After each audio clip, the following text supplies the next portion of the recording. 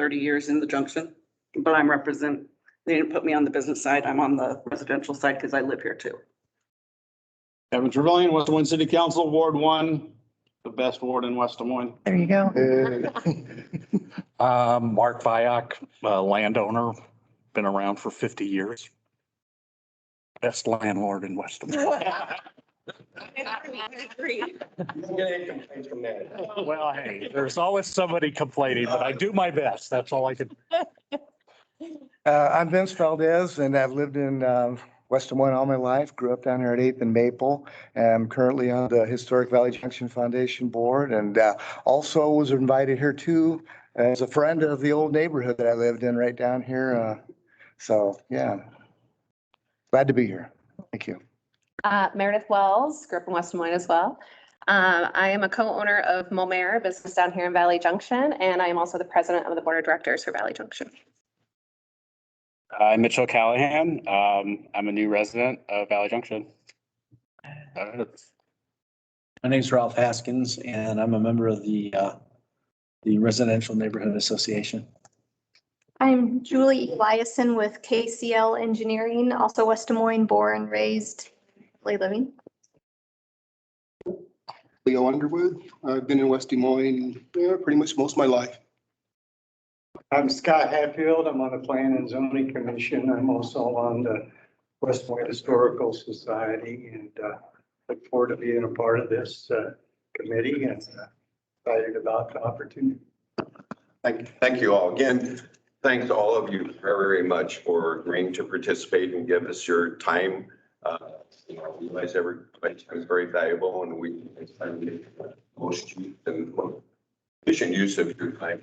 One other person I want to introduce, Bertle's sitting back here in the back being really quiet, but if you notice, we have mics scattered around the room.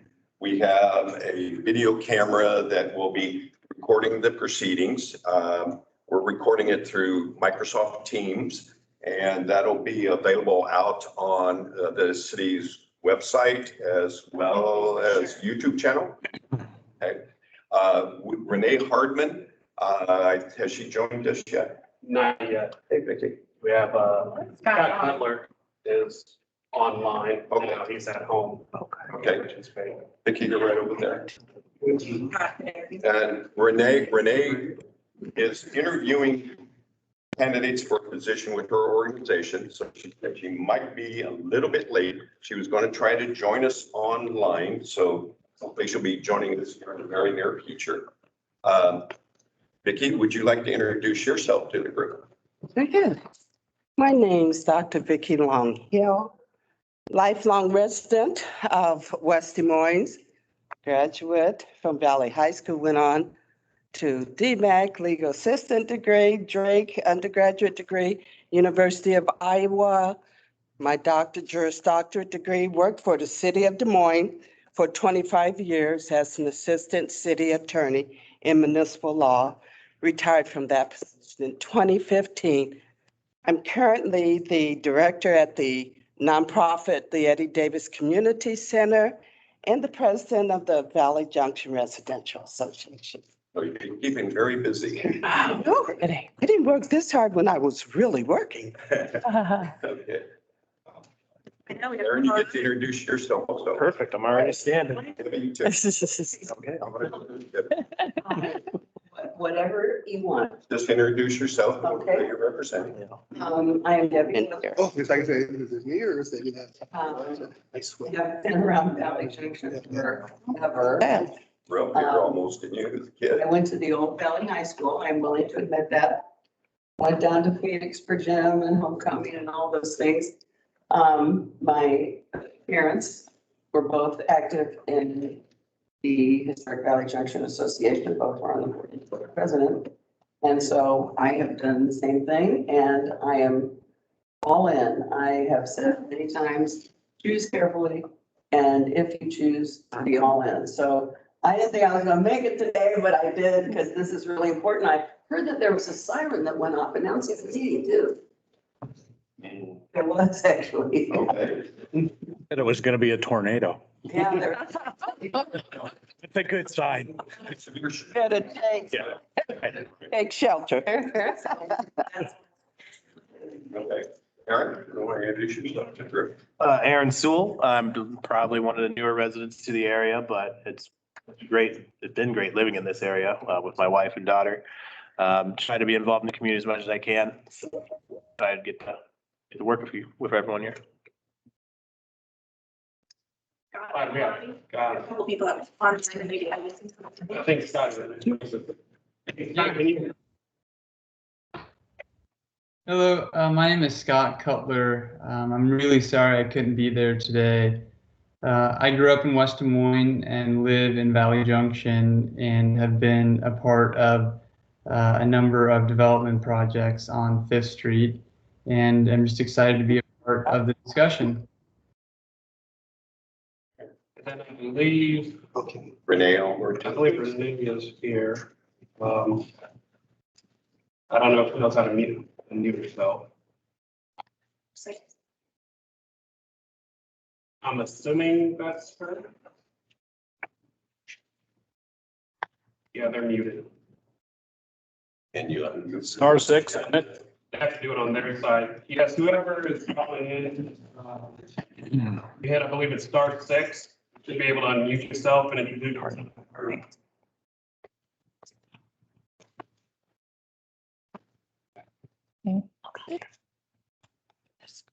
Yep, go ahead. We can hear you. This is Renee Hardman. Can the group hear me? Yes. Yes. Okay, all right. Well, I'm sorry I can't be there, so thanks for the call-in information. I'm Renee Hardman. I sit on West Des Moines City Council, have been on City Council for 4 years, live here in, of course, West Des Moines. Otherwise, I wouldn't be on City Council, but very happy to be on this committee to hear the thoughts of how we proceed with the historic West Des Moines master plan and how we go about development in this area. So glad to be a part of the committee and look forward to our discussion. Thank you, Renee. Okay, I think we've got all the introductions out of the way. And you have a binder in front of you that does have an agenda. And I have a very, very efficient staff, and certainly want to thank Kay Schoen, Administrative Secretary, who puts this together, and Christine and Brad for putting all this together. They're very organized people. And so appreciate that, and I think we will in the future also. Kind of real quickly, purpose of this committee. One of the things that the city council, we did, let me backtrack a little bit. 5 years ago, we did the historic West Des Moines plan. We had really a lot of different things have happened since the plan. The council felt that it was appropriate at this point in time to kind of take a look at an update to the plan. And one of the things that may end up coming out of that update is that we may end up developing not only a new master plan, but maybe changes in the comprehensive plan and changes potentially in zoning. Brad will talk a little bit about that a little bit later here. So the primary purpose of this group is to work with staff, probably end up also working with the consultant to help steer their efforts in terms of what is important to the group, in terms of, you know, do we want to look at parking first? Do we want to look at land use? Do we want to look at architecture? You know, all those things potentially will be covered. Those have been things that have all been identified as important to the residents and to the merchants and stuff. I think probably the biggest duty and thing that we can ask of you, besides working with staff and working with the consultant, is to help be a conduit from these committee meetings back to your respective group. You know, we're going to try to do a lot of other communications to get the word out there, but word of mouth we have found is probably one of the more effective ways to reach people. And so, you know, as a member of this steering committee, you know, we think it's really incumbent upon you to get the word out to your respective groups and stuff. And so we're going to depend a little bit on you to help us get that done. Now, we're going to kind of go through, you know, some of the things that we're looking at in terms of communicating not only with this group, with the general public. First off, I think we've got everybody's email captured now. I think everybody has been getting emails from it. You'll probably get more emails than you ever want to get from us, but you know, we find that that's a very efficient way to communicate with you. You have mine, Christine's, and Brad's email addresses in the folder. If there's any questions that you ever have throughout any of this process, please feel free to either pick up the phone and call or shoot us an email. Because if you have a question, somebody else may have that same question. And I always tell my staff, there's no such thing as a dumb question. The only dumb questions are ours, the one you didn't ask. And, you know, so very much encourage questions, okay? And that's not a big deal as far as staff's concerned. We want you to ask questions. Okay, SharePoint. SharePoint is a Microsoft system that we run through the city. It's a way to share information, to share files. And so I think we have a link in your folder on how to access the SharePoint site I have set up. No. Okay, go ahead, Kristen. Peter was sending all of you an email invite to join, and you did that already. Okay. But that you need to respond to that. And then we have not voted much on there. It's really going to be a duplication of your binder. All the same information in your binder is also going to be available electronically. Agendas, minutes, all that stuff. So we'll get all that loaded tomorrow. But that's just, it's really just going to be a duplication. So there's multiple ways to access the information. So and so you don't necessarily have to. In fact, we encourage you to just leave the binders and then use the SharePoint sites. That way you don't have to lug a lot of material back and forth and stuff. So who sent the invite out for SharePoint?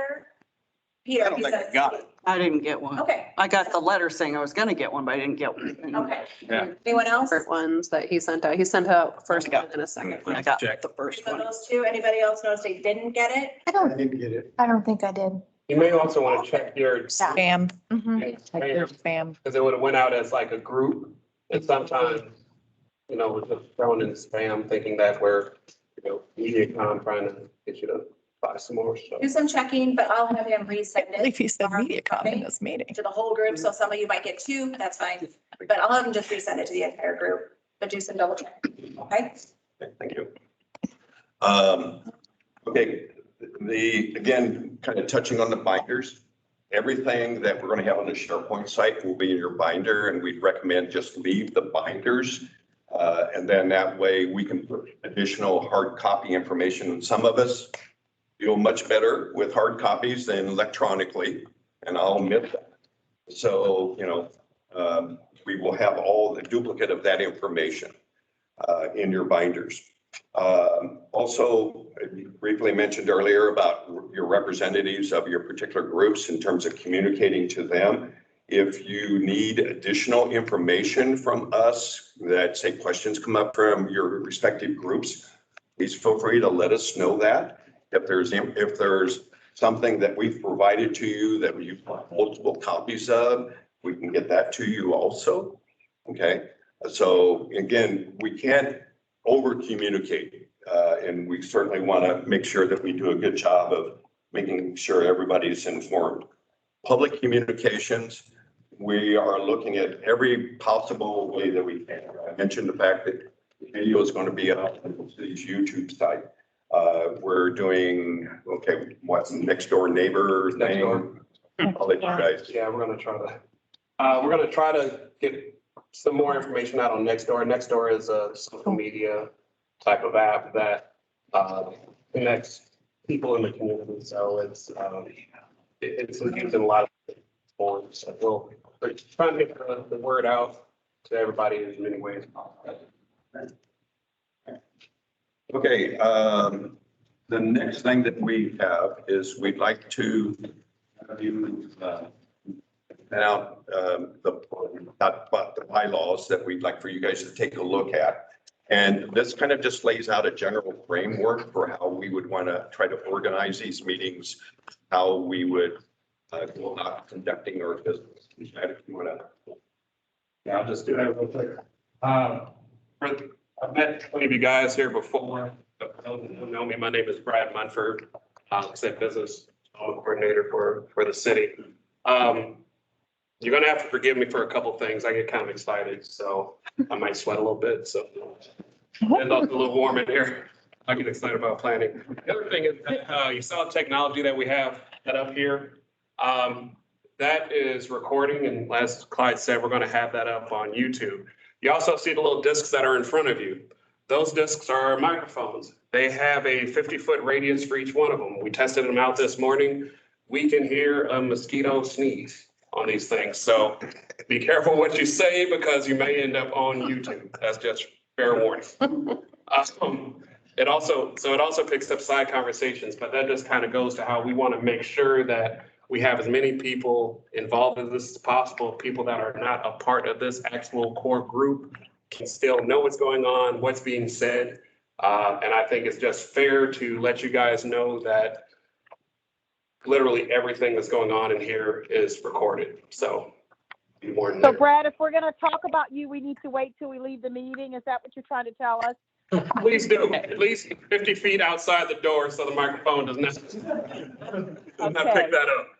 I will find out about it. So Clyde already talked about the binders. We do want to try to keep the binders and add more information to it, but we will on occasion, as you see, as an example today, have things that we want you to take home with you. There'll be things to kind of absorb. We're going to try to keep these meetings as short and concise as possible. And there are some things that it's virtually impossible to just spoon feed you. So you're going to have to do some of the heavy lifting on your own after you leave. And that does nothing except make you better at your job. It allows us to have better conversations, et cetera, et cetera. And we'll get further into that later on. Clyde mentioned the bylaws. So we sent these out to you a little while ago. I want to be clear in saying that these bylaws are suggested. They're suggested in the sense that we did not want to basically dictate to you on how we wanted this to operate, but we wanted it to be a starting point of how we go about holding meetings in this board. Generally speaking, we use Robert's Rule of Order. If you don't know what that is, I'll ask you to Google it at a later time. That goes back to that spoon feeding. That said, but a lot of those things are in here. So section 1, we're establishing the committee. We talk about how it was established this year. The areas served. We went ahead and on the very last page, we came up with a visual map of what we are calling Valley Junction. This is also very similar to the boundary that was used in the plan that we're looking at possibly updating if you so choose to. So when people say, hey, what's Valley Junction? For the sake of this committee, this board, and what the work that we're doing, this is the areas that we will be talking about.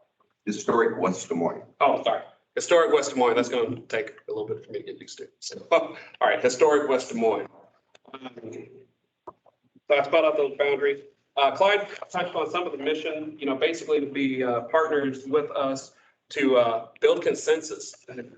That's a big thing that we need to have. For city staff, we're in the awkward position of having to be the referees of everything. And frankly, it's not fun. We're the referees who get up, we say, hey, the developer, they should do this. This is a really good idea. And then over here, well, for citizens, we got to protect the citizens. And in order for us to blow that whistle to make the call, we have to have good inputs from citizens so that we know what's going on. And consequently, we also need you guys to call us out on our stuff.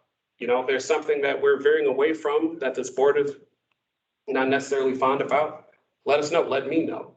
And so that's how we want to partner with you. Number 2 of the mission is to work towards the master plan, make recommendations, appointment and membership. I think I'm assuming you guys read the majority of this. So in there's a chart that breaks down all the members, who's appointed by whom, and then also give your duties, talk about the functions of the officers, our time, general rules, how we will conduct the meeting, so on and so forth.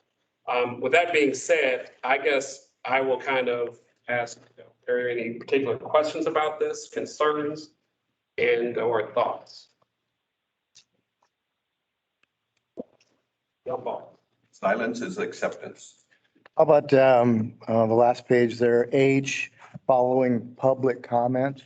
Are there going to be other members of the public here? This meeting is open to the public. Okay, so. And so if somebody wants to come and address the group, then we will have an agenda each meeting. And if it's something that's not agendized, to just have a general statement, then that would be their opportunity to get up to speak. If there's an agendized particular item they were talking about, and they want to talk about the parking, then during the discussion about parking, we'll get up and make their comments. Okay. But we want to encourage the public, to come to these meetings or to participate virtually too. So. And that's important because again, it's hard to build consensus when you have clubs that nobody's invited to. So we notify people again, email, through whatever. They decide to come here and sit in one of these chairs and have something to say. We have, they can do it without it turning into a argument back and forth. And because this is a appointed committee of the city, we will be posting agendas at City Hall. We'll be posting those online also. So people will be able to see ahead of time what is going to be discussed at that upcoming meeting. And with that being said, I believe that brings us to the next item, which is okay. Next item on the list here was we need to have a chair and a vice chair who will help staff conduct the meetings. And because, we feel that this is your committee, it's not staff's committee. So one of the first things we need to do then is we elect a chair. And typically how that occurs is we ask for nominations from the floor and then take, see how many people want to serve as chair. And then you would vote on, the people that want to be chair, and the same thing for vice chair. So does it? They need to vote too. probably should, just so that we make sure that we everything correctly. So if there's no suggested changes to the bylaws, then can I get a motion for approval of the bylaws? Hi, has everybody read through the bylaws or some of them just seeing them today for the first time? They were, I understand they were sent out, but I just am asking if everybody looked at them. Or is this the first time they've really? Yeah, that's an individual question. So I guess I'll ask the group, does people feel comfortable on moving on to bylaws, or do you need more time to review them? Or? Okay. I'm good. Okay. So we're okay with proceeding then? Okay. I think I have reviewed them. I don't know if there's a provision in there. And I don't have any unreadiness, but for generally bylaws can be amended as needed. So if we come up with anything where we need, okay. Exactly. Yep, you're right, Vicki. I'll move we accept it as presented. Okay. Second to that. Second. Okay. And I would indicate that we are taking minutes from the meeting. There are going to be action minutes, and if you're not familiar with action minutes, it's basically motion was made, who seconded, what the motion was, and then what the vote was, and then kind of a very general discussion of what the items were that were discussed. It's not going to be verbatim minutes or anything of that nature. If I ask for verbatim minutes, you'll quit. So, okay, we have a motion and second. All in favor of the motion to approve the bylaws? Respond by yes. Yes. Yes. All opposed, same sign. Okay, they stand approved then. Okay. Thank you, Brad, for keeping me on track here. Okay, then the next order of business would be nomination of a chair. So I will maybe nomination for. Have a job description of what you would like the chair to do, what is entailed, or did I miss that? And other position. Yes, it's actually in there. Page 3. Three. Yep. That's the closest I can. Mm-hmm. Yeah, members' duties is number 2 on the back page. And then the function and duties officers under section 5. So the chair shall be the presiding officer over the meetings of the historic West Des Moines. Basically running this. Okay, okay, just running the meeting. We're not going to try to make it too difficult. for everybody here. It's just that they will be the kind of, Okay. in essence, the presiding officer at a. Okay, okay. That seems, okay. All straightforward. Awesome. We try to keep things simple. Awesome. Because that is simple. So, yes, Ralph. Nominate Nathan Hahn. Nathan has been one of the original founding members of the Neighborhood Association, has been involved consistently over the last 3 or 4 years from what I've seen, and he would be a good chair. Okay. Is there any other nominations for chair? I would nominate Mark Byock, Chair. Are there any other? I decline. I'm not good at those things. Nominate Vicki Long. Okay. Are there any other nominations? So we have 3. I think Mark declined. Mark declined. Yeah. So we have Okay. We can do this one of 2 ways. We can pass around a slip of paper and you, okay, yes. I nominate Meredith Wells. Okay. We have Meredith now. Can you get some slips of paper? Okay. And we'll give each of you a slip of paper. The 3 people that we have is Meredith and Nate. Is there any other nominations? Okay, then we will close the nominations for chair. And I'm sorry. This is Renee. May I suggest, since we have 2 people for chair, whether each of them, I'm not there, make a statement as to their interest in serving chair, and just a little bit of something, since we have 2 people running, that would be helpful for me. Okay, who would like to go first? Of the 3. Go ahead. First. My name is, thank you, Renee. My name is Meredith Wells. I grew up in West Des Moines, attended Valley, danced for Debbie and bought many shoes at the Apple Shop, and went to Tavern Pizza after attending the football games at the old stadium here before they built the new one. A lot of pride in this area. When my mother and I decided to open our store, first thought was Valley Junction, absolutely. We started in a 500 square foot space and have grown it to over 4,000 square feet. So we pride ourselves in giving back. My mother formerly served on the board, and now I serve on the board honorably as president. I think there are a lot of things happening in our district that deserve attention. A lot of buildings need some help. I'm here to support our business district, but also residents. I've gotten to know quite a few residents very well throughout the process of me being down here. And so I feel that I can kind of represent both kind of non-biasly, but also to really make sure that we do have a voice for our property owners and business owners, that their properties are being affected a lot by the systems here. And do you live in the area, did you say? I'm just curious. Not currently. I grew up in West Des Moines, and my first apartment after Iowa State was right off of Fuller here. So I was Valley Junction adjacent. Okay. Okay, good. But I basically live down here. I spend more time at my business than I do my own home, so. Not currently. Fine, thank you. And then, did we hear from Vicki yet? Sure. Vicki Longhill, I gave a little bit of my history. Lifelong resident of West Des Moines. I currently reside in the 100 block on 10th Street.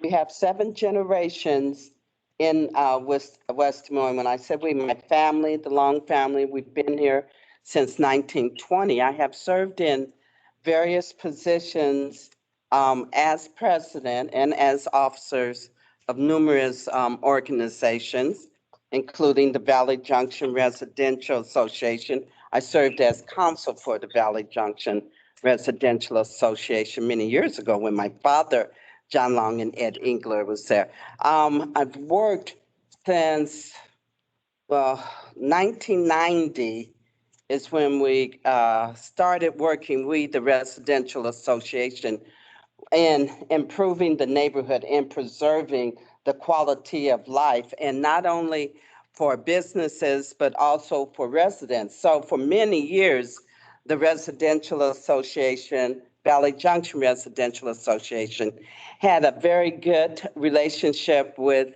the Valley Junction Foundation. And I can remember when Butch Hammer was the president and the prior director with Jim, when there was discussion as what do you want this neighborhood to be? So to me, the common goal is that the business residential area, the business district, historical district, attracting visitors into the city. We should also want our residential neighborhoods. You go a block east or you go a block west. Would want, and that's my encouragement to not only look out for the area improvements for the businesses, but for residents. And I like to see the city share and then expand more use of funds in the residential area. Question. I'm just curious, how large is the organization? When do you meet? I'm not that familiar with. Okay, the Valley Junction Residential Association incorporated in 1991. So we've been viable since that time. We have fluctuation because I call it transition. We've had some members who have passed, some who have aged out. But I say on the average 10 to 15. And with the coronavirus, I can't tell you how frequently, but we did meet as necessary. We did do viral and virtual meetings, and we still continue to try to do that. Been active in the neighborhood in the past 2 or 3 weeks and talking to residents as well. Thank you. Any other questions? So next will be, Wait a minute, Nate needs to get his statement. well, I was asking for, okay, well, anyway. My name is Nathan Hahn. I live at 216 7th Street. I bought my grandmother's house. She bought, I don't know, it's been a long time.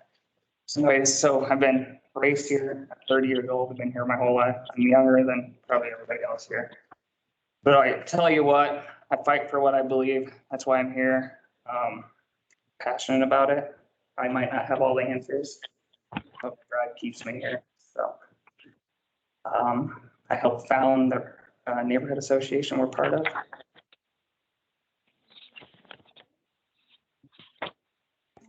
Do you have any questions for Nathan? Okay, well, let's go ahead, if you would, put a name on your ballot and raise your hand when you're done, and we'll come around and put it up. Oh, yeah. Okay. Clyde, are the Yes, city ma'am. council Okay. people, Clyde, Sure. a clarification, are the city council people voting? Nope. Are we just liaisons? You're an ex officio member, non-voting. It'll Okay, make your all right, binder. just want to make sure. Okay, just want to make sure. Thank you. That's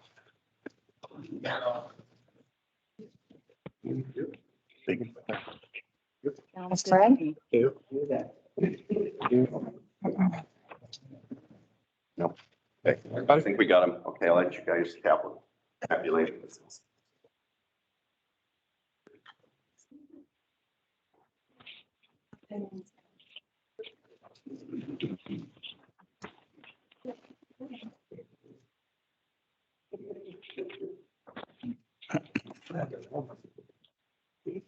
Which chamber? Yep, president and CEO. Yeah. Yeah. Oh, you're so sweet. No, it's okay. It's funny that I have two titles. Yeah. Oh, this is, okay. This is great.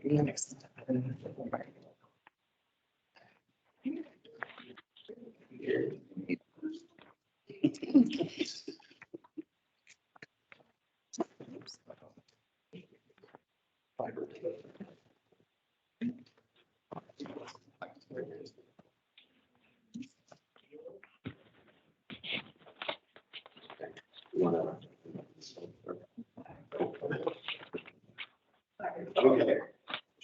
The votes are in. Meredith had received 7 votes. Vicki received 6. Nate received 2. Okay, so Meredith is your chair. The next thing we have to do is vice chair. In the event that the chair cannot fulfill their duties or is not here, then the vice chair would proceed over the meetings. So is there any nomination for vice chair? I nominate Nathan Hahn. Is there any other nominations for vice chair? Nominate Vicki Longhill. Okay. Any others?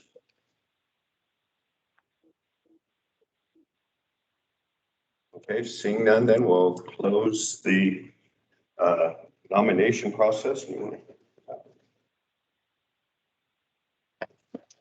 Hold now for secretary. Thank you. Okay, and when you got the written out, then we'll. Thank you. I'm the one written the time. Like that is. Thank you. Thank you. Okay.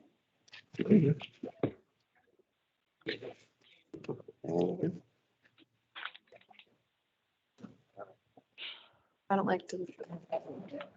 It's always good for us. Every day feels like Monday, but every day for some moment.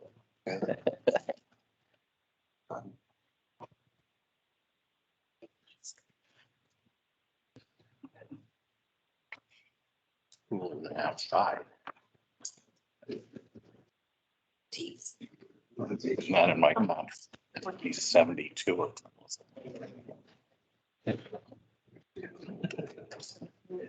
Is your video? Make sure.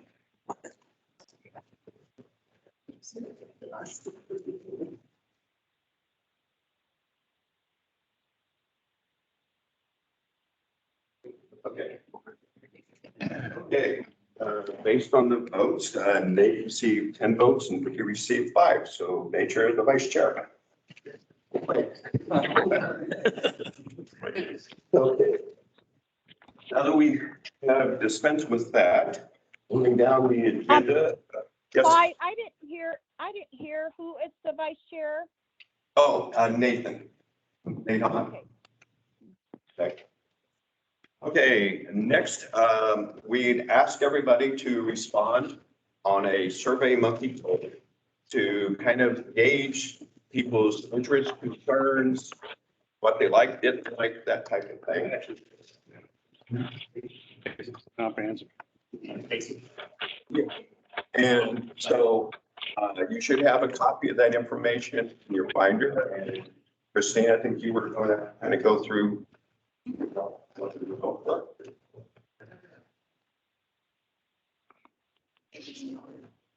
Is there a copy of the binder or we need, Email. copy, do you? Nope. We emailed it and you probably printed it. Okay, but you do have a copy of it. We'll make sure that there is. In the email. Okay, okay. We will try electronically to connect to the.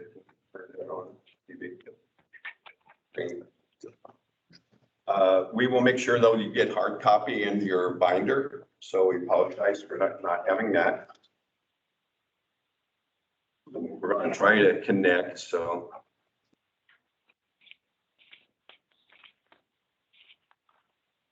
Sorry for the front row up there, around to look at the screens.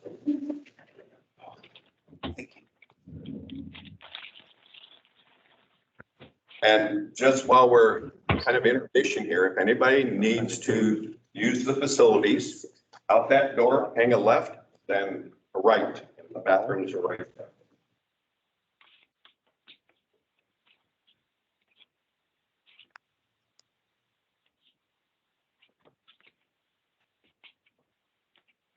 Like it's thinking. I have to open the file too, so.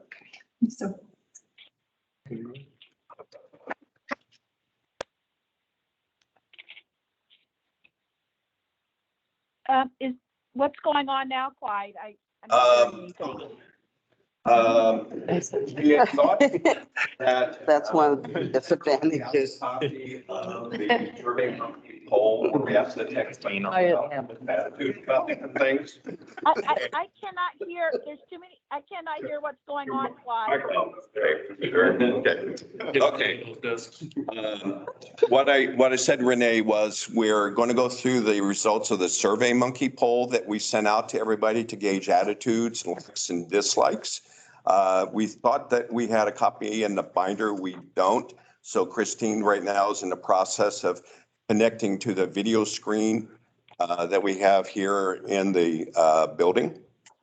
And you should have received electronic copy of that if you wanted to follow along. Okay. It's this.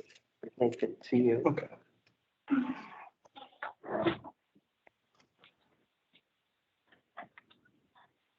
You want to do the comprehensive plan first? Hmm? You want to do the comprehensive plan and we can do that? Sure. Okay, well, we're trying to get this geared up. What we'll do is go through some of the basics of comprehensive plan, zoning, master planning, that type of thing. So Brad, if you want to go ahead and dive into that. All right. What I'm going to attempt to do is take everything that we do to bring development to fruition and try to put it down or bring it down to 10 powerful minutes. That's a big wish. First thing is that there's a couple of things I left on the table for you. First is you see a little chart like this. I'll kind of reference that here in a minute. The next thing, which is probably more important, is this kind of peach and white striped page. This is the common development terms and definitions. One thing that I've kind of noticed since I've started being a little bit more involved, there's a lot of terms that are interchanged. That means there's legal definitions, there's what people are working with, and whenever you're speaking different languages, it's kind of like the Tower of Babel and nobody knows what the heck each other are talking about. So I wanted to try to get some basic solid definitions here that we would know kind of what's going on. The way that's set up is that on the left-hand side of the page is the actual term. The center tile or the center there is a definition. I call it a working definition. It's something that has a little bit more explanation to what it is. And then in the cases where we actually have a true definition, true legal definition in the city code, that's in the third column all the way over to the right. Again, it's very important for us to have those understandings, and I'll kind of use an example. A lot of time you would hear the term master plan and comprehensive plan. And as I spoke to some of you guys over the past few weeks, it's hard to differentiate from a common person. And so the way that we use it here in West Des Moines, they're not interchangeable. Comprehensive plan is the larger scale plan for the whole community. We use the term master plan here as kind of more of a sub-study area, a specific kind of area that we're looking at. So that's why we have the historic West Des Moines master plan, and then we have the overall comprehensive plan. And that's something that we need to kind of clear up kind of from the beginning. That's something that could cause confusion, but something to kind of clear up. Another thing I want to do. I have a question. Yes, sir. When you say community in that tense, do you mean the city of West Des Moines? Like, yeah, comprehensive, everything. Okay. City limit to city limits. Well, technically 2 miles outside of our city limits would be the comprehensive plan. A master plan is basically a study area that you're looking at something more specific in a certain area. Both the comprehensive plan and master plans deal with a lot of the same things. You know, what do we want to be when we grow up kind of a thing. The comprehensive plan, I will say, deals a lot more with infrastructure, streets, things of that nature. We already have a lot of that infrastructure here in Valley Junction, so you won't see a lot of that in the historic West Des Moines master plan. Another thing I want to kind of point out would be our Board of Adjustments. A lot of people brought up issues with variances and, what's a variance? How does that get approved? Those sorts of things. So that's there as well. Explain our city council. You see our comprehensive plan there. There are conditional use permits. Conditional use permits are basically, we allow certain uses if they meet certain conditions. If they cannot meet certain conditions, we can deny them based on the criteria. Easement, another big one is grandfathering / non-conforming use. You'll hear a lot of times, especially in older neighborhoods and communities, like, oh, well, I'm grandfathered. Well, what does that actually mean? The legal term for that is non-conforming use. And you have what's called a legal non-conforming use and then an illegal non-conforming use. And so that'll kind of give you some ideas of this. So this again is going into the homework portion of our discussion here, because I'm not going through all the details of it, but this is important that we're all starting in the same starting blocks. Home occupation, industrial uses. Second page, I start off with explain the master plan. We talk about mixed use. Mixed use is a term that is used a lot. Mixed use is kind of like the word Kleenex. Kleenex is a brand, not necessarily a thing. So we have mixed use buildings and we have mixed use developments. What does that mean? So we talk about that. Mixed use buildings basically typically is a vertical mixed use. We see a lot of that in Valley Junction, commercial on the first floor, residential or apartments above. However, when you're talking about development, you can have a gas station with a Subway in it, mixed use. It's two different things, so we have to make sure that we're talking about that and understand that. Explain the Planning and Zoning Commission. I put in also on the bottom of the second page a retail use. That came up as something that was discussed. There's commercial uses, retail uses, but all those things, they're kind of get rid of some of that confusion. Right away setback, variances. Variances are things that are issued by the Board of Adjustment. Their Board of Adjustment, as you know, well, you don't know anything, you'll read on it. Board of Adjustment is a semi-judicial board that is regulated by the state of Iowa. Another kind of fun little fact, if you really want to get into the weeds with me, read Iowa Code 414. That is the code set by the state that regulates a lot of stuff that we do in City Hall and what the Planning and Development Department does. So that's a nice little thing to start off with. One of the things that, if you take away anything here is the comprehensive plan, we're called general, just kind of sets out a broad parameter of what something might be developed as. The zoning is when you get right down into the nitty gritty in terms of what is it going to potentially look like, whether it's setback requirements, parking requirements, all uses, those type of things. So zoning ordinance really is an implementation tool for the comprehensive plan. So those are two terms that, you need to make sure that you kind of fix in your brain that, comprehensive plan is one thing, master plan is, kind of refinement of the comprehensive plan, but zoning is how you implement those documents. Exactly, and that's a great segue to the next document we have here. You'll see a kind of a infographic that is stapled together here.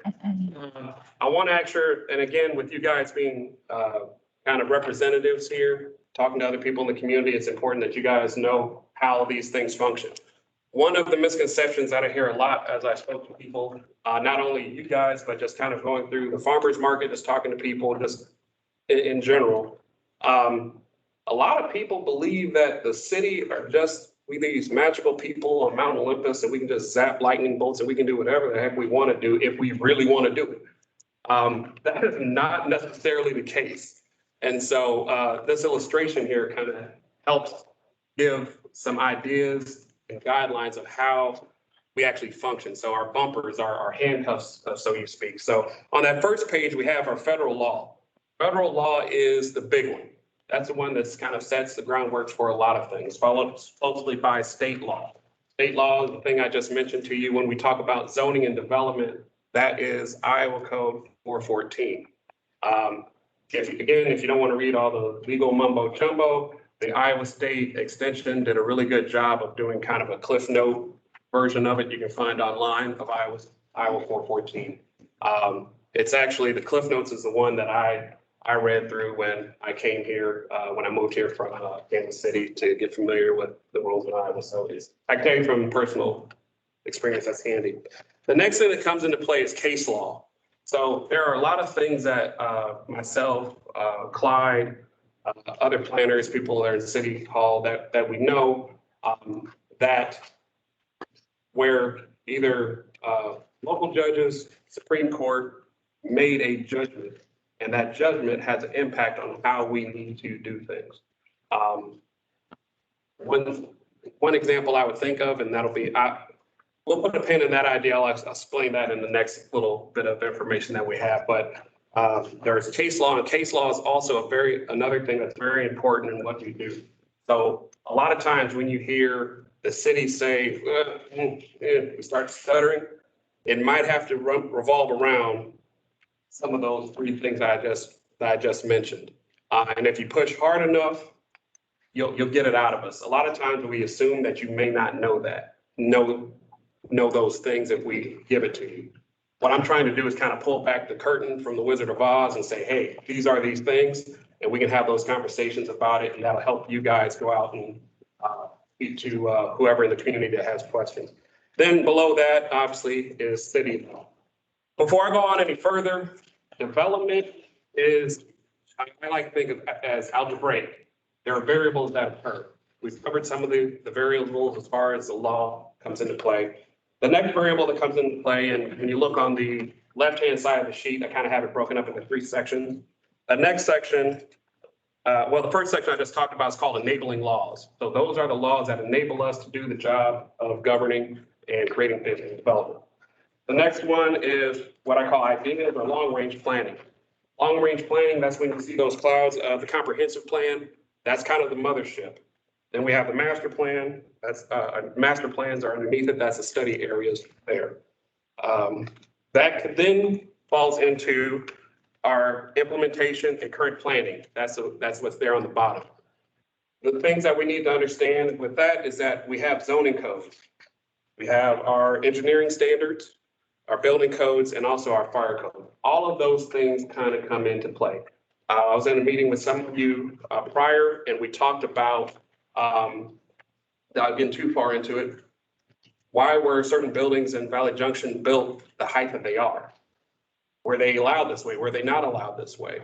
Well, when you go back and you look at the zoning code, it was something that was allowed.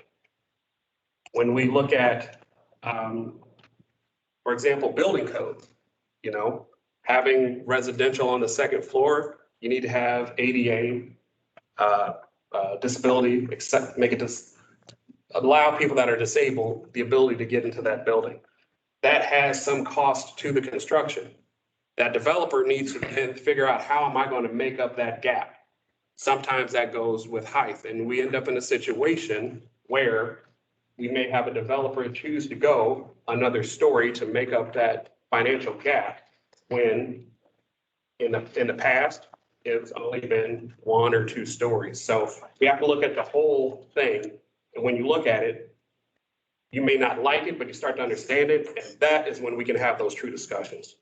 Engineering standards, building code, fire code, and then that's when you end up with the construction of the development.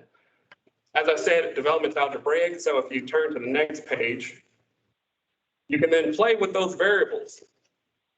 As with algebra, if you don't know what X is, you can plug in different things for X and you're going to get a different product.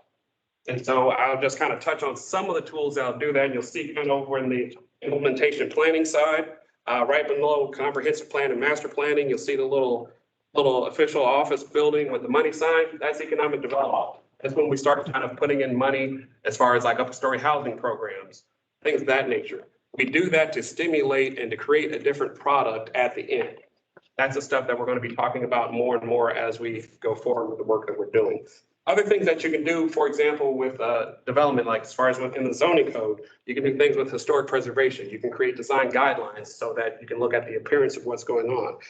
There's things such as zoning types, commercial zoning types. There's residential zoning types that we can get into. There's a whole lot of different things. Planned unit developments. All these things are in that glossary. I'm going too fast. So feel free to use planned unit development. And then there's also what's called traditional neighborhood design, where you have walkable streets, you have human scale design in architecture. All of these things that kind of happen. Traditional neighborhood design, you can walk outside and see it. It's Valley Junction. So all of those things have an impact on our final product of development there at the bottom. Last thing, and this is the heaviest part of the work that you'll have to do. I went ahead and I printed out what's called a practical guide to understanding zoning laws on propertymatrix.com. Property Matrix, they are a commercial real estate company out of, I believe, Miami, Florida. And they did a really good job of kind of explaining the whole process of development and setting things in place. Really well in this. And so they talk about, you know, the purposes on it. Why do we have it? The comprehensive plan. What is it? Why do we create it? How do we go about creating it? Then it even goes further into the zoning ordinance. How is it created? Why is it important? And then it talks a little bit about case law. So for example, if you really want to nerd out sometime later on, if you go to page 4, under the zoning. Tell it Brad's a planning meeting. I just like cities and communities and things in general. Yeah. You'll see at the bottom of page 4, it's under second step zoning ordinance. You start seeing things, whatever. So what you have like the, people call it the Super Bowl of cases or whatever, which we call, Clyde, no, this is Euclid versus the Ampler. Yeah, Ampler Realty. Read up on that. These are all cases that made it so when we try to do things, cities, staff, regardless of department, have to keep these things in mind because we don't want to be sued because it's not necessarily a fun thing. So there's examples of that throughout this whole document. If you read into it, it is a really good springboard into what we do. The more that you kind of read into it, the better equipped that you can help not only us, but if you guys decide to move forward with a consultant, we can then speak the language that we need to speak. And I'm hoping that when you hear a no from staff, it's not the immediate it's okay, well, let's talk about this. What is this about? Let's get kind of a little bit more into the weeds and have those real discussions because ultimately that's going to be the foundation of this plan that we're working on. So with that, I think I kept it under 10 minutes. Please read through that. There's copies of that in the binder as well, except for the graphic itself. I didn't put that in there, but the glossary and then the little summary is in binder as well too. So the loose stuff that I gave you, please take home, look at it, read it, research it. You have my contact information. As Clyde pointed out, I'm very happy to talk to you more about it. Thank you. Okay, now then, we have provided you with coffee here. You have a coffee machine, a building. Yeah. There you go. There you go. Thank you. Here's some notes. Thank you. Yeah. Yep. Yeah, warm coffee, just like one. So survey that we emailed to you guys, questions we came up with just to kind of gauge thoughts on different topics that we've heard about over and over again. And so you all could see what everybody else thinks, then it's a consensus what everybody thinks. So there's 19 people on the committee, including the council members. 16 people responded. So these are the accumulation of the 16 responses of the 10 questions. So what you'll see, so here's the first question. What are the top 3 favorite things about the commercial district? And you could say 3 things, and you had to say 3 things. There's 48 possible times you could basically vote. So they're ranked at the bottom. So the top response by a little bit was historic nature of the district. Then came in local ownership of stores, special events, walkable commercial district, and so forth. And then there was nothing under other, so nobody gave another response. But that's how that ranked. Okay. If you have questions about any of this, Yeah. please feel free to. Or feedback, if something surprises you, I think some of the responses surprised me if you look at there. That one, those responses didn't surprise me, but later on they did. What are your top 3 favorite things about the residential neighborhoods of Northwest Des Moines? So tie for top 2, cultural diversity of the neighborhood, sense of community. History of neighborhood was close in there, multi-generational that we like, walkability and so forth. And then again, there was no other response. Somebody wrote something in. Okay, major responses, I have no surprises there. Okay, the next one, you're gonna see my little handwriting. That is the other responses. It's not word for word because one was quite long and I didn't write it all. Having you all will see. Anyway, what are the top 3 concerns you feel need to be addressed by this update for the commercial district? So the top one was not enough assistance for commercial property owners in rehabbing their properties. We've had some programs in the past. Those have been put on hold. But 8 people said that we need more assistance. Architecture of new buildings being constructed. That is a topic that we've talked about, we've heard, so that's not a surprise. Parking for mixed use buildings, same thing, we've heard that topic. So the other responses down there, the 4, someone said plans and designs of new buildings. Make this the entertainment district for the area. Someone else said they wanted an emphasis on the walkability of the neighborhood. Someone said there's not enough rental spaces for business. Okay, so some really interesting input there and ideas, I think, are pretty good ones. What are your top 3 concerns you feel need to be addressed by this update for the residential districts? Top 2, we had a tie again, preservation of existing housing stock. We heard that one again and again. Lack of property maintenance. It's a little bit new. But that's somewhat tied to the first one, but lack of property maintenance. Then we came in with need to encourage more owner occupied housing. That's a topic we have heard as well. There's too many rentals. Loss of neighborhood character. Adding more affordable workforce housing units came in there as well. And then there was 3 other responses. Someone talked about commercial parking, expansion of funding and grants for home improvement, and variety of homes, wanting a variety of homes.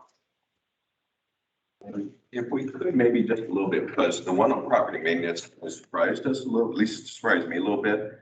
I wanted to drill down on that a little bit if I could. So those of you that maybe commented on that, specifically, what are you concerned about in terms of property maintenance, that properties, there's junk, debris, that type of thing, or the house? Go ahead. I live next door to a junkyard. My neighbor has literally junked up his whole yard, and now he's bought a property adjacent on the next corner. And Is it a residential property? Yes. That's to junk that up. I don't know, are we talking about commercial or are we talking about residential? Yeah, that's just residential. Yeah, right next door to me. Kevin's helped me call the people to come look at them, and now he's bought this old church and he's junking it up now too. Okay. And we do try to keep our houses on our block. Was there any concerns about the appearance of structures in terms of the structures being standard, like peeling paint, rotted, decayed siding, roofs falling off or caving in? Is there any of those concerns, or is it just the general appearance? I can just make an overall comment that when I looked at it, I just answered what was asked. So it wasn't as if, we had really the opportunity to say, we just kind of respond to what was put there. So maybe I believe under preservation of existing housing and lack of property maintenance, I may have responded under there. And my focus was on houses in the area needing more assistance so that they can be maintained to at least a standard, minimal standard. And so mine's what had to do, my response as I did, it had to do more with the condition of homes and how some homeowners and residents may need more assistance than the Metro Home Program. So it sounds like we got a little mix of both there in terms of how people keep their property up and the ability of property owners to maintain their dwelling and stuff. Okay. Oh, I was just gonna agree, I guess, with Nan's comments as well. I mean, I've seen some property, I guess it's not structurally, which I think is what you're trying to get at, but there are rusted vehicles that are being held up on driveways with like cinder blocks underneath their wheels. I've seen multiple. Illegal. Now people need to be contacting code enforcement about that. Okay. It is not allowed. I'll work. They have to be licensed. On block, that means it's a disabled vehicle. Oh, yeah, I thought. They have to be licensed and operable. Several of those. Do we? And I've seen overgrowth too. I mean, I've just like insane overgrowth, like literally like Virginia creeper or whatever it is, like vines that are just about to start going into people's houses. I mean, it's unfortunate because it's gonna tear up their siding, and I can't even imagine what it's doing. There's houses or there's trees like right up along foundations. That's not good for the foundation. So, But that's, Code enforcement issues. but it's hard probably to enforce. but the vines on the houses and the trees next to them is not, I don't think anything that code enforcement's able to do because unfortunately, if you want a tree to ruin your foundation, it's the weeds and, long grass, things like that code enforcement can deal with. And as it relates to the weeds, is that the city or the county that does the enforcement? City. Yeah, like the grass is too long or needs to be cut. Is that For city code enforcement or community. Do we have compliance. blight warnings and do we do blight warnings? Do we have blight? Do we have a blight ordinance where people get a warning, a blight warning? I've lived in communities where you get a blight warning, you get a. They have to keep their house in, I think the wording is good repair. Do you get a warning? The good repair is different than mine, different than his. And so, Sure. yeah, the courts have interpreted what good repair means. Do you get but it's they get a warning? Other people. I don't know. A warning though, if it's in ill repair, if it's. That's interpreted. Does the city give a warning to these folks? Yes. Yeah, I think there's a couple of things there's a couple of departments that fall into it. So if we're talking about aesthetics, weeds, things of that nature, that's code compliance. Once we start talking about structural things, that falls into the actual building itself. And then that's when we have our building officials will go out and see if something is actually truly in disrepair or not. And it's rental property has a little higher standard actually than owner occupied. Right, because that's a different code with that. So, yes, there are things as far as blighted. To become blighted is extremely tough under the building code. But, and then it's also the part of just balancing in the sense of like, when are you being fair to people? Some people honestly can't afford to go through and fix their siding. What are we going to do at that point in time? There's things that we're talking about, but all of that's a little bit more complex, but I just want to make sure that we know that there's structural issues and then there's like the appearance issues. It's two different departments. I heard Clyde was saying something about a higher standard for rental. So is it correct to say that the city has more authority for enforcement over rental property than they do private? They have to do a semi-annual certification that it complies with safe and decent housing.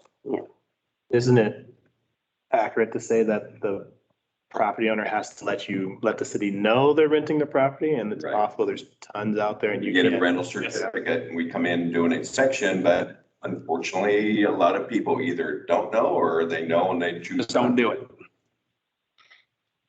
So what's our policy around Airbnb? What does Airbnb require? Don't allow Airbnb? Well, an Airbnb, you can only rent it.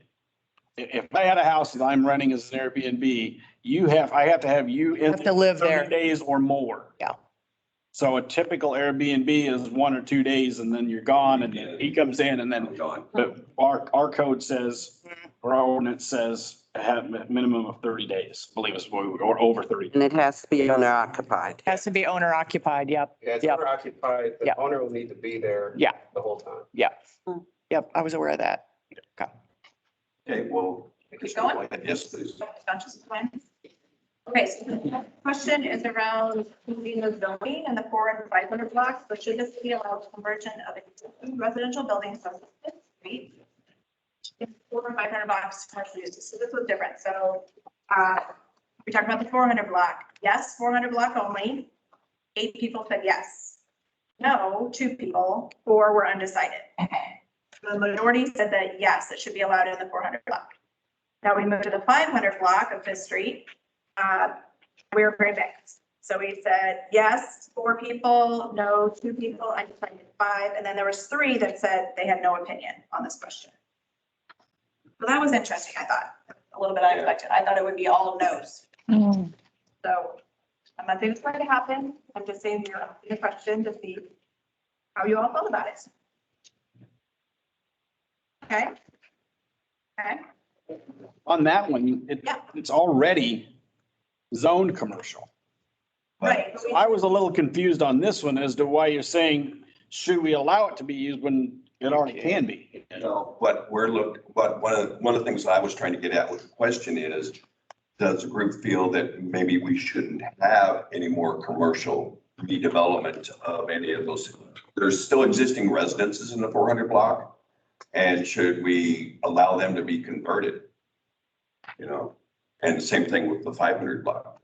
Should it be zoned back to residential? I thought that's what you were getting at, but that's not really the way the question is worded. Because I know the people in the 500 block don't want up there.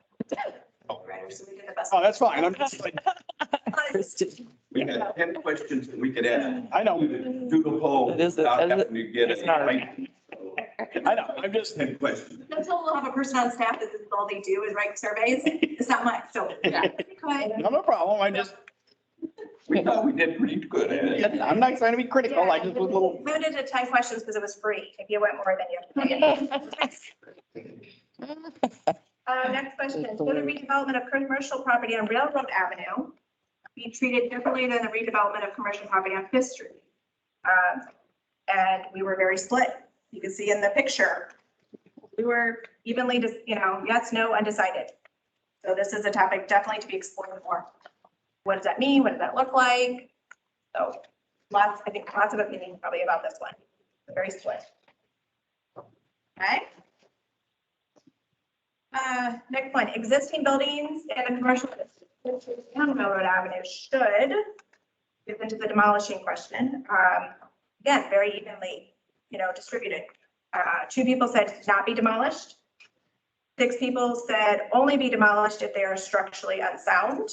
5 people said not be demolished if they are historic according to the National Register of Historic Places. And 3 people said be allowed to be demolished. So very evenly divided among that. How much non-commercial use of property is there on railroad?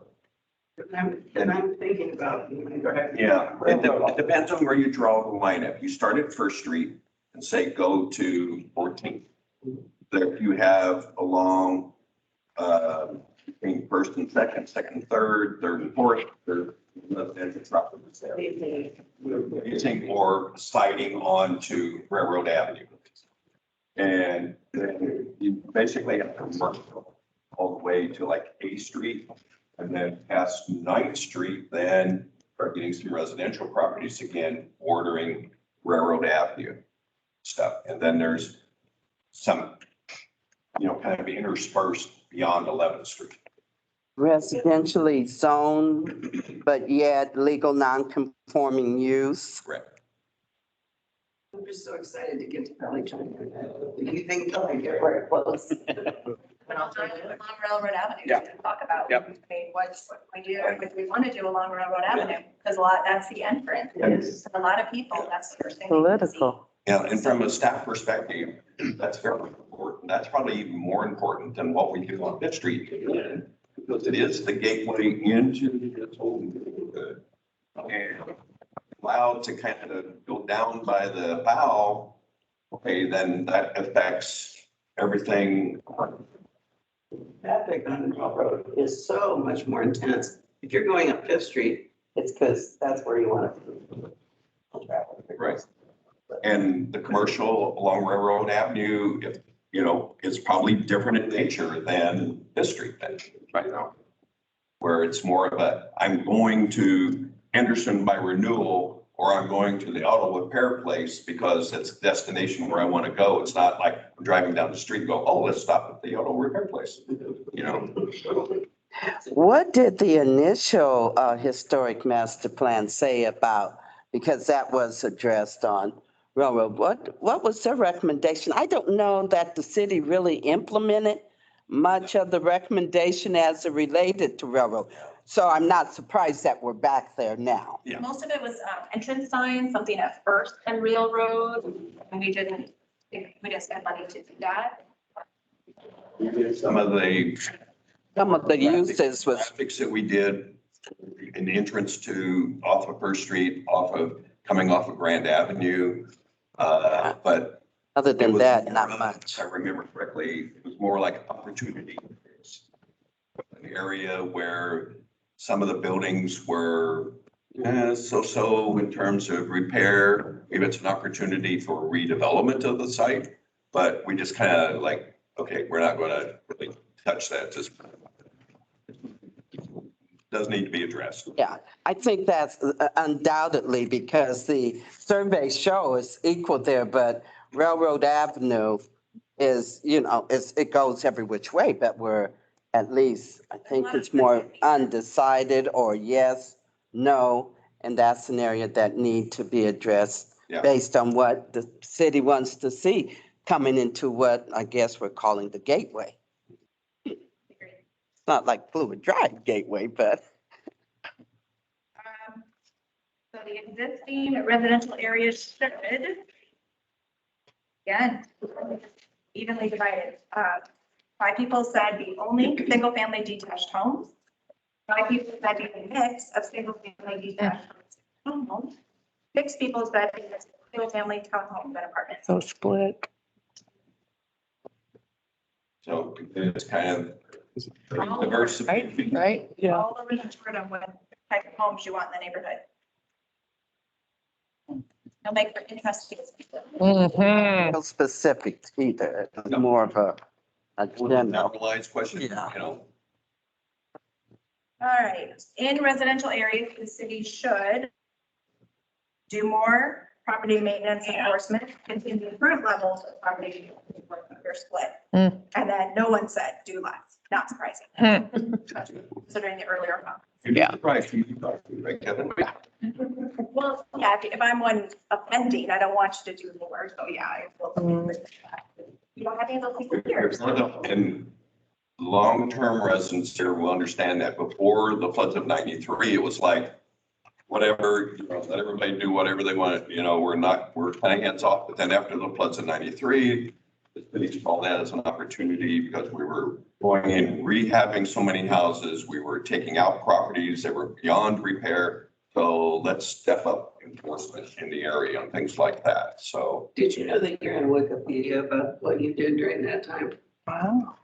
Really? No, you're cited. Well, there we go. In Wikipedia. About what you did.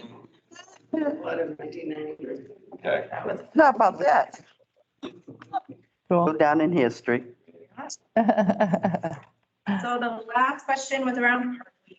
Generally, parking in the Fifth Street Commercial District is, 3 people said mostly inadequate. 4 people said inadequate for special events only, and 9 people said mostly adequate. I have a comment on that. Yes, please. I think it's adequate right now. But with all the apartments going up very, very soon, it's not going to be adequate at all. Well, and that's an unknown question that we wanted to try to. I think it might be clear. I think it's expected that a parking study will need to be done. It's a topic we need to address, and we need data. We need real numbers to look at it. What are the current uses? What are the expected uses coming in and the amount of people? And what does that mean for parking? So yeah, we need some real data around that. It really needs to be delved into. So it might be interesting to get some of the information back 5, 7 years ago when people were allowed to park at Hillside. And there was a bus that was different. The shuttle for the special event. Yeah, I remember that. I mean, that was a great idea. I had fun on there when I was. Since I was the conductor of that, what we found was, we said, look, you know, we're finding that there's not really a parking problem. Yes, we want to try and encourage people to park at Hillside and take the bus. But we were inducing people by giving them a $5 voucher that they could use on any of the merchants on the street or any of the vendors. And we had people coming up there just to get the voucher. As soon as we stopped the vouchers, our ridership fell off the table. Well, that's why you gave the voucher as an incentive, wasn't it? We, in fact, I can tell you, we had a resident who drove his wheelchair from First Street up to Hillside so he could get a voucher. And then we had to truck him then back down to Fifth Street. That's amazing. And it was like a $5 voucher. And I had some of the human services was providing the transportation saying, can we just give him a voucher so I don't have to load him on the bus? Yeah. But was it for an incentive to park, to use the shuttle, the $5? Because at that point in time, there was a lot of concern from the residential area that we're being overrun by all these people that are parking where they're not supposed to. They're blocking my driveway. They're leaving trash, different things like that. So it was an effort to get people to use the shuttle. And I would say when we had the voucher system in place, it was extremely successful. I mean, we had a lot of people going up there and stuff. But we would also have people go, and I only had a set number. I had like 200 vouchers to give out a night. And when I give out my 200, and people come up going, oh, we're out of vouchers, they turn around, get in their car and drive back down here. So anyway. Okay. If I can kind of, yeah. I just had just a couple of observations here about the survey itself. A lot of the comments we heard from people, that I heard from people, had terms like, well, it's what the city would like to do, you know, or things of that nature. And we have to try to get into our head that this is an us thing. It's what do we want to do or see in our community. We have to kind of get past it's up to us, the three of us, to figure out what's going on. We're here today to figure out what can we do as a group. And I know it's a small thing, but it's critical in our mindset, because if we don't change our mindset, we're going to repeat some of the unsavory things that happened in the past. And so for those close things, I would urge you guys to talk to your neighbors, talk to the people in the community. You guys are far more plugged in than we are, and you can bring that back, and then we can all discuss it and move things forward, and we can finally kind of move this needle a little bit. So if we don't do that, we're kind of dead in the water right now. So I'm just kind of asking all of you guys to please just start thinking of it as we are equals, we are all working together. Yeah, and end of the day, this is the community plan. It's not staff's plan, or it's not the city's plan. It's the community's. And not everybody's going to get everything they want. It's going to take a spirit of compromise and to be able to find solutions to some of the issues that we have here. And I think that we can get there. And I think everybody, you know, if we work together, we can do this. Now, next thing I had on the agenda was talking about. Can I just make a comment? Sure. I'm so very glad to hear that, because and, you know, all of our times are valuable, in particular, that's the way I look at it. My intent and my hope and desire is that comments or input that is given, that there be some tangible outcomes where we will see it. And so as I look at the survey, like 98% of the questions addressed and throughout the booklet seems to be commercial. So That's where initially we got, and it probably was the impetus for the city looking at updating the master plan because of concerns that were raised about several of the commercial redevelopment projects. But that doesn't mean that there weren't other concerns also bubbling to the top. Okay. Okay. And I just wanted to say, because it seems like the residential may not be as much of focus and concentration in representation as well, but it seems more so commercial. So I hope that residents are also considered and their needs and desires are taken into the account so that even funds can be used for improvement in the residential area. I so much want you to understand that for me, multi-property owner in Valley Junction, someone might think that I'm all business, and I do have a business degree, but and I've talked about this with several of the people in this room. Historic Valley Junction is a combination of the neighborhood and the business district. I agree. And the entire area has to feel like one. It's the people that came here because of the railroad that built houses, and then the businesses came because of that. And, you know, I was at many of the Phoenix meetings about, you know, I'll never forget the woman who said that she almost cried because she couldn't hear the children playing on the playground anymore. But people have, I think, have to really understand the importance that it is a total community only if the neighborhood is included. And so I just want you to know. I'm glad to hear that from you. Very strongly about that. I've talked with Vince many times and Kevin, and that's, we have to do that because in the long run, if we don't, it's not going to work. And that's the spirit of unity that I hope the city is able to bring together and to work towards. Sometimes you may not have a majority of residents' concerns at the table, but yet they're still valid. And so we hope that even though, you know, it may be residential concerns, that everyone still, even commercial, would have concerns about and support some of the things and vice versa. Sure. No, I would wholeheartedly agree, Vicki. Yeah. And thank you, Renee. No, go ahead, Clyde. And then No, go ahead. No, I really just want to say, I really like where this conversation is going. And what I'm hearing is that, you know, we as elected officials need to listen to not only what's going on in the business environment and the business climate, but the neighborhoods and the surrounding neighborhoods. So to me, this committee, to me, just being formed and the representation on this committee is really a good step in modeling what I think other kinds of committees should be doing.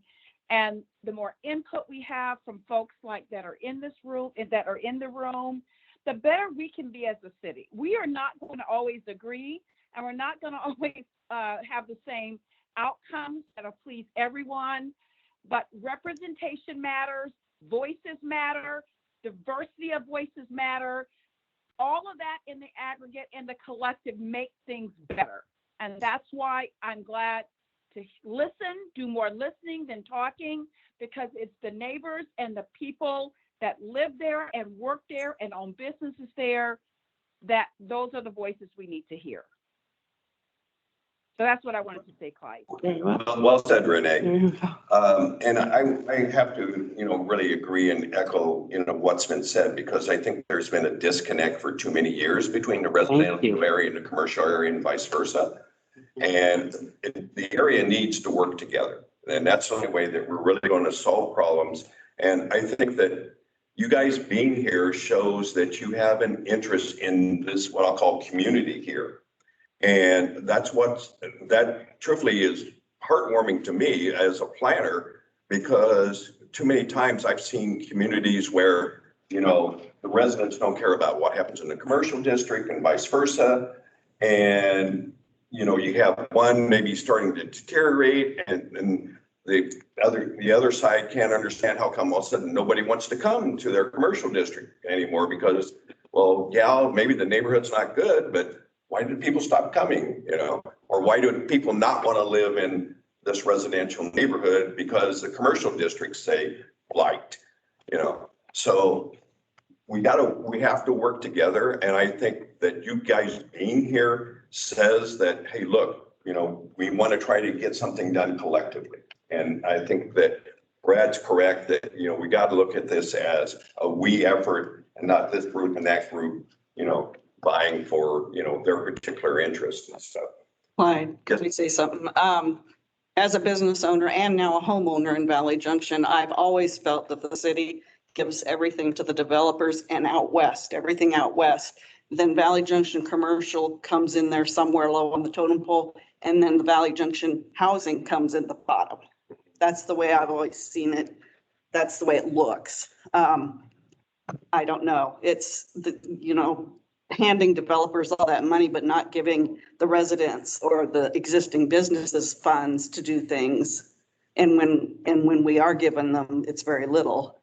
It's defeating. It's very defeating to see all the money go out to the developers. I think that's a perception issue that this master plan needs to just define, this is how things work. Educate how things work so that we don't have perceptions that may not be exactly correct or. But you can see it. The facts are put into. What are the facts? It should be very factual so that it's less about, I feel this way. It's more about, this is based on the facts of the master plan. And I think the facts is at the last meeting, excuse me, and Clyde, you'll have to help. I think you can talk. This is a good conversation. I'm glad to engage in it. I think you could say more about the amount of money that's being spent in commercial area as opposed to the residential. So that's the fact. And I think at the last meeting, you said maybe over the last 5 years, 72 million has been spent in this area. I don't want to say what, maybe 42 million or so on Fifth Street. I don't know. Commercial. But they're adding in With the info, yeah, and I think it's a great thing. We need to do that. Yeah. So see, and that's why I'm not here to say, oh, commercial got it and we didn't. I'm glad you have it. I'm just saying that the residential need to get, and it's needed. It's not like, well, you got it, so I won. No, it's needed. Yes. And somebody needs to stand up and say that. Mostly everyone is commercial. So someone needs to stand up and say it. I'm not ashamed to say it. And I hope that is received in unity, and it's okay to disagree. I think this group can effectuate change and, like what you had mentioned, factually bring about the information and then develop some new ideas and new plans that can creatively address the problems that we saw in this survey today. That's why we're here. Yeah. And the important part is that we stay focused on it, especially people that are involved in the neighborhood. I guess the question that I have, and I don't want to belabor the conversation, but the question that I have, I heard comments from people that I've spoke to personally that when we prepare data and we present it to a group, it comes across as if we are defending things that we have done in the past. And that's a delicate line. That's a tightrope for us. My question is, how do we provide you with this information without looking like we're trying to defend actions that were done in the past, good, bad, or indifferent? Do we continue to provide just pure numbers? This is how much was spent, this, this. We've spent money down here. And if you look at it per capita kind of a thing, it could be argued one way. If you look at it through another lens, it could be argued another way. So how do we go about having that conversation without that friction point? That's something that I think we all need to talk about and think about and really get to that, because it becomes very quickly where it looks like, well, you're just defending what you did. You spent the money, yay, but it still looks this way. We still got this. We still have this problem. How do we go about doing that? Just the point. You have implied bias, and that's okay. You're bringing us this information from your perspective as the city. And that's okay. You can do that. And it's our job to sort it out and have a little bit of skepticism. That's how we can develop a good working environment. Is the idea. You're going to have it. I have implied. Appearances and perspectives, yeah. Clyde, would it be helpful sometime to talk about how a good faith effort of the city had unintended consequences? Sorry, we can have that I discussion. mean, I think I've heard of a lot of this, Yeah. It is. but we certainly don't do that. Yeah, okay. And one of the other things that might be worthwhile without getting, as Brad said, down into the weeds, is just talking about how the city goes about financing things. You know, a lot of people see new buildings being built and the city is giving them X amount of money. Well, we can give them X amount of money, but the money we're giving them is returning some of the property taxes they're paying. And that's the biggest way that the city generates income is through property taxes, quite frankly. And also tied to federal and state programs that are for specific things, which falls back into that line of how things kind of work out. So there are programs that are lined up above us that make things a little bit easier to do that way too. Right. So it might be worthwhile at some point in time just to, you know, kind of talk about how does the city fund street improvements, or how do we fund redevelopment activities or renovation of existing properties, that type of thing. It might be worthwhile to give you kind of a high level overview of how that works, because everybody thinks the city has this golden pot of money, or in the old days when Jody Smith was here, somebody remember Jody, he was accused of having a printing press in the back of his office, but that wasn't the case. But we haven't found it yet, at least. So I never knew that. ways we can generate money. And so the new development, yeah, that's going to generate a lot more property taxes for us, and it gives us more flexibility, you know, to do things. But we'll get into that discussion at a later date. Okay, this now brings us, and I want to try to wrap this up, talking about the scope of work for the update. I think that from the survey, that we just had you guys do, as well as comments that we received, I think staff has a pretty good idea of what are the major concerns, issues, things that the community and you guys would like to see addressed in a updated plan. And so what I'm going to propose is that we as staff put together a proposed scope of work. Realistically, we've looked at this and it's more effort than staff really has time to do, and probably expertise. We're going to probably be suggesting, we will be suggesting that we look at entertaining hiring a consultant to come in and do the work. There would be a consultant that would be kind of a master umbrella over all of the different work elements. And within that scope of work, we'll identify, you know, like, okay, we need to take a look at parking. We'll do a parking study. We need to take a look at where parking is located. Is there going to be an issue in the 300 block with parking, because now you're going to have residents, more cars, more people living in that area, those type of things. So we will put together that scope of work. We will send that out to you with more than enough time for you to review it. We want you to be very critical of taking a look at, you know, I had a concern about this. I don't see it addressed in here.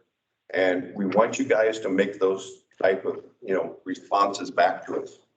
Now, whenever we get the links with SharePoint, you can actually go in there, hit comment on a particular, and highlight a particular thing, hit comment, and actually type in a comment, and then you can share that then with the group and with staff. And then, you know, we will then try to make sure that we address, you know, any comments or concerns that anybody has voiced. We might need to have a crash course on how to do that. Yeah, we might need to do that. Does SharePoint work with the Mac platform too? Is it? Yes. Well, actually, I don't know. I do this. We'll work on that. SharePoint. Well, SharePoint, yeah, it should work. Okay. Theoretically, yes. Yeah. Okay, now then, because between now and our next meeting, we're going to be putting together a scope of work. We're suggesting that the next meeting would be August 11th, same time, same place. And then the purpose of that meeting will be to go through the scope of work, to finalize what that looks like. Then the next step would be for to go to city council. They have council authorize us to be able to go forward with sending out a request for proposal from a consultant to do the work that we've identified that we think needs to be done. And I'm trying to remember, we were looking at going to the city council with that scope of work at the August 16th meeting. And realistically, if we do what's called sole source contract, I know there's been a lot of suggestions about bringing back Tesca, who did the last master plan because of their familiarity with the area, and they would be able to be faster doing a sole source contract with Tesca. That would actually probably cut a month off the typical process for selection of a consultant. And so that's what we would be suggesting as staff to this group and to council, because we don't want, to have a meeting and then nothing for 3-4 months while we're trying to get consultants hired and stuff. So we figure it'll probably take, if we do sole source, it'll probably take about a month for them to respond back to us on how much it's going to cost. And then we will take that to council then to say, okay, here's what the consultant said an updated plan is going to cost. Are you guys willing to fund it? And then if council gives us the go ahead, then we'll be back to this group then following that meeting to talk about, okay, now here's what's happened. We're going to bring a consultant on board. This is when they're going to start. And here's what they've identified to us, what the first meeting will be. Weren't you I saw you up at the first master plan. Yeah. And I was Yeah. I thought they were excellent. I thought the inducement of comment from the variety of people there was really spectacular. So they did an extremely good job, I think, in terms of. We didn't follow half of them, but I think so too. I just want to make sure that I'm clear through this discussion because we're moving along. Next meeting, we're going before the city council for our RFP. Now, would it be correct to say that the scope of work is going to include residential properties as well? Yes. So the scope would be a plan that would include That address all the things that have been discussed and that were discussed in the survey. Great. Can I just say one last thing to you, Mr. Clyde? I want you to know, and I want to commend you for all the good work in designing and development you have done over the year. My mother and my father used to sit down and talk about how they like the way that West Des Moines is developing. And in the 300 block, and I guess this was my concern about the 300 block, I have mixed feelings, not to get into it, but I'm like, did the city have a plan and a design, whether it's zoning, the height of building? Did we, because West Des Moines usually do that. Okay. Did we have a plan and design for how we want buildings to look or?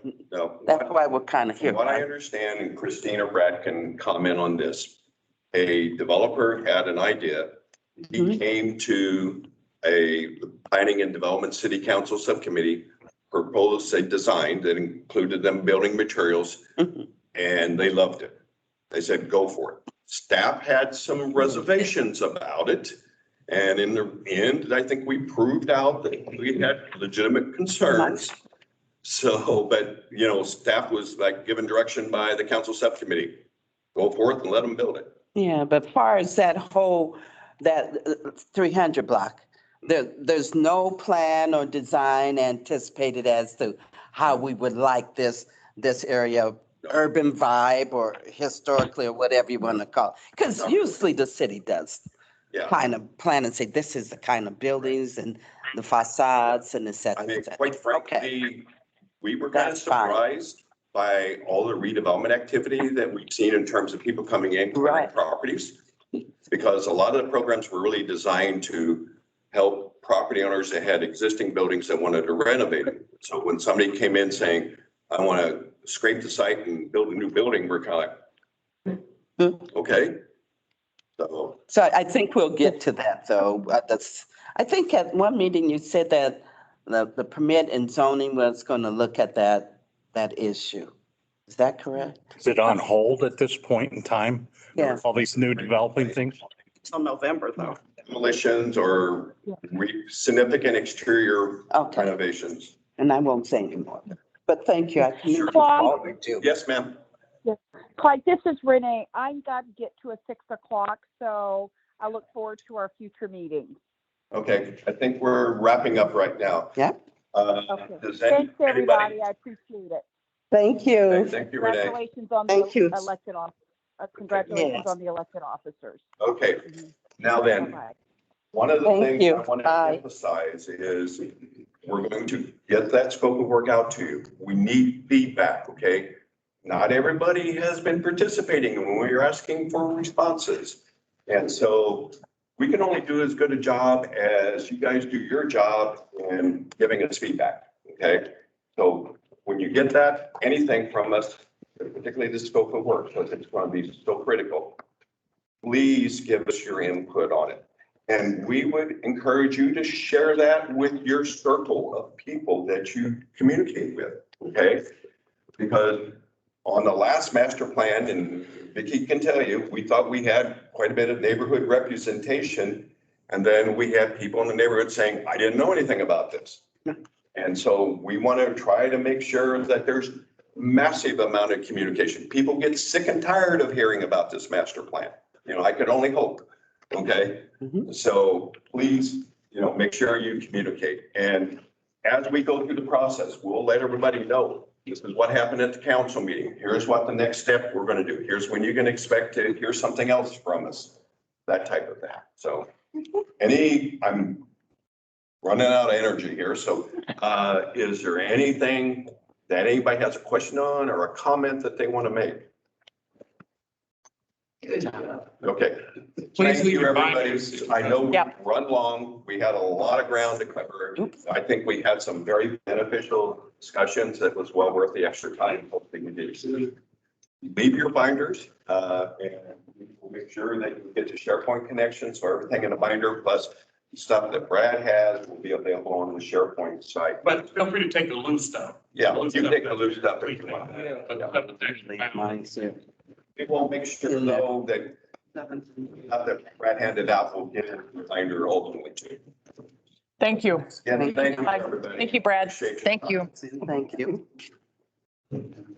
Well, there used to be days and times that we would go out and have dinner or cocktails after. How are you? Right? Good. How you? No.